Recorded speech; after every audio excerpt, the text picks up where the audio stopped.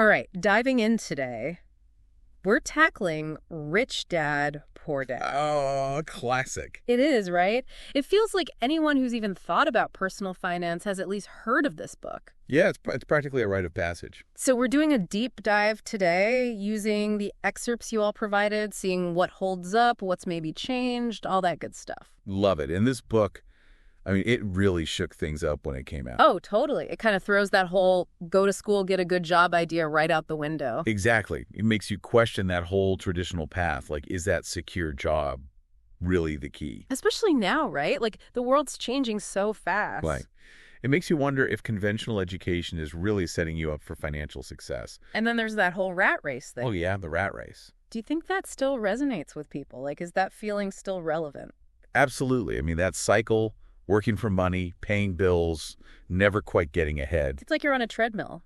And the book doesn't shy away from the mental side of it either, you know? Right. It's not just about crunching numbers. It's how we think about money. One of the things Rich Dad, Poor Dad really hammers home is that mindset piece. Like, how do our thoughts affect our finances? It encourages you to change the question. Like, instead of saying, I can't afford it, You ask. how can I afford it?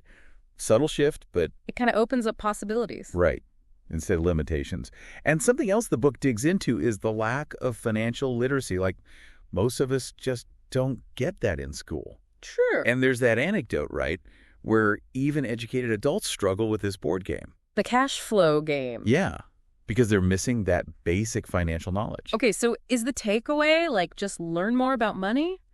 Or is it something deeper than that? It's about understanding, like, fundamentally how money works, like cash flow. I think most people's eyes glaze over when they hear that. It's not just what you earn, it's the flow of it, in and out of your life. So tracking where it's all going. Yeah, do you even know where your money goes each month? That's step Yeah. one, before anything else. Makes sense. Gotta have a handle on that before you even think about investing or anything fancy. And that leads into another big idea from the book. Mind your own business. Which doesn't just mean start a side hustle, Yeah, right?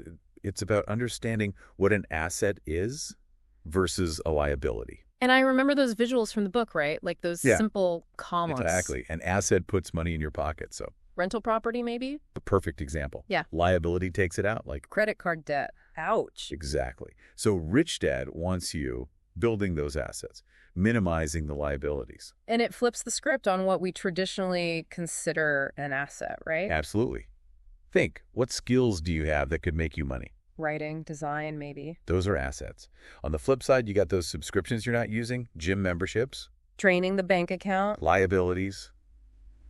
Rich Dad, Poor Dad is all about seeing things through that financial lens. So mindful spending, intentional choices, all that. But the book's also kind of, well, controversial, isn't it? Oh, definitely. Like, it doesn't pretend everyone's playing by the same rules, financially speaking. There's this idea that the rich have a different rule book, you know? And it's not about some secret society or anything. No. It's about understanding how the system works at a deeper level. Okay, so how do we even start to wrap our heads around that? Well, the book gives this example, corporate downsizing. Employees lose their jobs. But the owners, the investors, They might actually gain from that situation, and that makes people uncomfortable. it does. It makes you think, is the system really fair? Does everyone have an equal shot? Exactly. And that's what Rich Dad, Poor Dad is pushing you to do. Think critically. And there's this story that always stood out. The author as a kid working for, like, what was it, 10 cents an hour? Oh, yeah.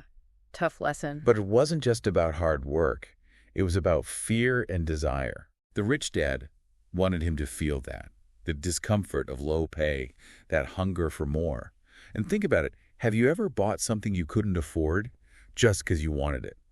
Maybe. Or avoided an investment because you were terrified of losing? Rich Dad, Poor Dad is saying we're driven by these emotions when it comes to money. Okay, yeah, I think we've all been there. So how do we break free from that?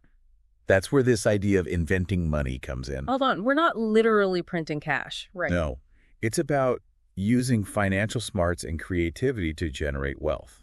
And there's this story in the book about Alexander Graham Bell.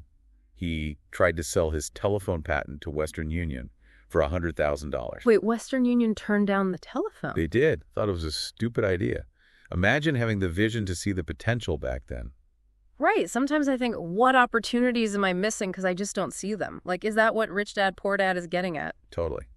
It's not about being born rich, it's about developing that financial intelligence. Okay, so anyone can do that, theoretically. That's the idea. It's a mindset. But the book's also realistic. Meaning? There are things that hold people back, even when they do have financial knowledge. Okay, like what? Well, fear, we talked about that. Mm. But then there's cynicism, too. Oh, yeah, the it'll never work voice in your head. Exactly. And it can be tough to break out of that, right? Like when you're surrounded by people who are also cynical. It's contagious. But Rich Dad, Poor Dad, it pushes you to look for evidence, you know? Like instead of just dismissing something, do some digging. Talk to people who are actually doing it. Exactly. Find those success stories. And then there's laziness. Okay, but isn't it more about working smarter, not harder? It's about being mentally lazy. Yeah. Like, are you willing to put in the effort to learn? Invest in your financial education. Exactly. Instead of just crossing your fingers and hoping for the best. Read those books, take the courses, all that. Yeah. And of course, we've all got those bad habits. Oh, don't remind me. Those little things that can really trip you up, financially speaking. Like what? Give me some examples. Impulse buys, emotional spending, not tracking where your money's going. Okay, yeah. Those are all relatable. So how do you break those bad boys? It's about systems, like setting a budget you actually stick to. Automating your savings. Yes. Or having a cool down period before you buy something big. So you don't get caught up in the moment. Exactly. Really? Be intentional with your money. And then this one surprised me. Arrogance. Arrogance. How's that an obstacle to wealth? It stops you from learning.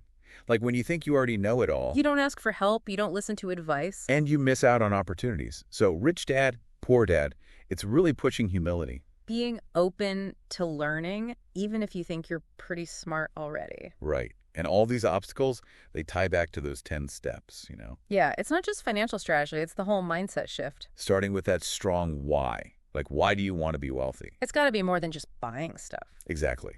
And then always be learning. Financial literacy, it's not a one-time thing. It's a lifelong journey. It is. Find those mentors, people who've already done what you want to do. Learn from the best, right? Right. But here's the big one. Take action. Don't just dream about it, do it. The book is full of stories about taking risks, making mistakes, and that's okay. Failure is part of the process. It is. It's how we learn. Rich Dad, Poor Dad is saying, get out there, make offers, try things. Even if you're scared. Even if you think you'll get rejected. And we talked about paying yourself first. Which still feels kind of counterintuitive, right? Most people would say, pay your bills first. Yeah, that's the logical thing to do. But the book says, no, put money aside for yourself before anything else. Force yourself to get creative. Exactly. Make your money work harder. Then there's paying your advisors well. Which most people try to avoid. Like, everyone wants a discount. But Rich Dad, Poor Dad says, good advisors, they're worth it. They can actually make you money. In the long run. And then there's overcoming that cynicism. Choosing to see the good. Focusing on what you can control. Look for those opportunities. Even if they seem small. In the last step, it might seem kind of cheesy. But it's powerful, right? Finding your heroes. Who are those heroes? Like, are we talking celebrities? Or is it something more? It could be anyone. Someone you admire, someone who's achieved what you want. It could be someone you know personally or someone you've never even met. Exactly.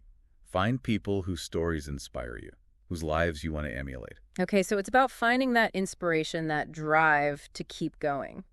And Rich Dad, Poor Dad, it's not always right, of course. It's gotten its fair share of criticism. People say it's oversimplified, that some of the strategies are risky. And those are valid points. They are.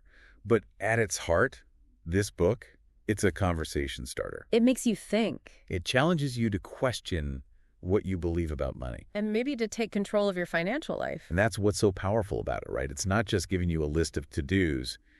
It's a whole different way of looking at the world. Yeah, it's like rewires your brain a little bit. Makes you question everything you thought you knew about money and success. And even if you don't agree with every single thing Rich Dad, Poor Dad says, it definitely gets you thinking. Oh, absolutely. It's like a springboard. It launches you into this whole world of financial literacy. And that's the key takeaway, right? It's not just about getting rich. It's about becoming financially educated. It's about understanding the rules of the game so you can play it strategically. And it's about taking control of your financial future instead of just letting life happen to you. So what does that actually look like for someone who's maybe just starting out on this journey? Well, it starts with that mindset shift we talked about earlier. Hmm. Remember, instead of saying, I can't afford it, ask yourself, how can I afford it? Right. It's about opening up those possibilities instead of getting stuck in limitations. Exactly. And don't be afraid to challenge the status quo. Just because something's always been done a certain way doesn't mean it's the best way. It's like the book is giving you permission to think outside the box. It is. And to create your own definition of success, one that's aligned with your values and your goals. Okay, so we've got the mindset piece. But what about the practical steps? What are some things people can actually do to start building that financial foundation? Well, the book emphasizes the importance of financial literacy. So start by educating yourself. Read books, take courses, listen to podcasts like this one. There you go. Shameless plug. Hey, we got to spread the knowledge, right? Absolutely. What else? Find mentors, people who are already successful in the areas you're interested in. Learn from their experience and get their guidance. It's like having a roadmap instead of just wandering around aimlessly. And don't be afraid to take action, even if it's just small steps at first. The important thing is to start moving in the right direction. It's about building momentum, creating those positive habits that will compound over time. Exactly. And remember, financial freedom isn't just about having a lot of money. It's about having the knowledge, the skills, and the resources to create the life you want. It's about having choices, being able to pursue your passions, spend time with your loved ones, and make a difference in the world. That's the ultimate goal, right? Yeah. Using your financial resources to create a life of meaning and purpose. And Rich Dad, Poor Dad, it gives you that framework for thinking about money in a different way. It empowers you to take control and to create a future where you're not just surviving, you're thriving. Absolutely. So whether you're just starting out on your financial journey or you're already well on your way, Rich Dad, Poor Dad offers valuable insights and a fresh perspective that can help you achieve your goals.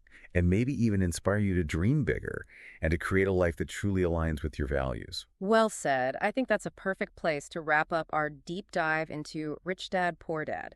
Thanks to everyone for listening and for submitting your excerpts. It's been a pleasure exploring this book with you all. And remember, financial literacy is a lifelong journey. So keep learning, keep growing, and keep those financial dreams alive.